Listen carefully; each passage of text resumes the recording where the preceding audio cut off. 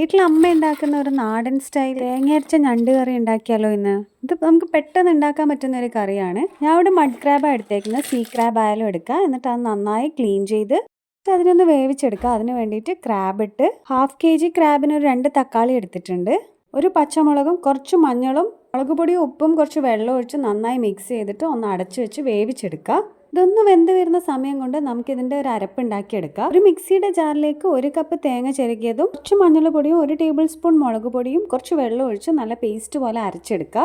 വെന്ത് വന്ന ഞണ്ടിലേക്ക് ഈ അരപ്പൊഴിച്ച് നന്നായിട്ട് മിക്സ് ചെയ്തിട്ട് ആവശ്യത്തിന് വെള്ളവും കുറച്ച് ഉപ്പും കൂടി ഇട്ട് എരിവ് പോരാൻ തോന്നുകയാണെങ്കിൽ കുറച്ചും കൂടി മുളക് പൊടി ഇട്ട് കൊടുക്കാം. നമുക്ക് കറിയൊന്ന് തിളച്ച് വരുമ്പം കുറച്ച് കറിവേപ്പിലയും കൂടി ഇട്ട് എക്സ്ട്രാ പുളിയൊന്നും ചേർക്കുന്നില്ല ഇതിൽ.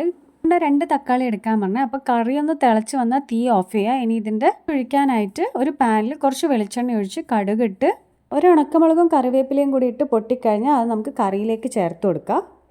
എന്നിട്ടെല്ലാം കൂടി ഒന്ന് മിക്സ് ചെയ്താൽ നമ്മൾ സിമ്പിളായിട്ടുള്ള നാടൻ ഞണ്ട് കറി ഇവിടെ റെഡി ആയിട്ടുണ്ട്. അപ്പോൾ എല്ലാവരും ട്രൈ ചെയ്ത് നോക്കി ഫീഡ്ബാക്ക് അറിയിക്കുക. Thanks for watching.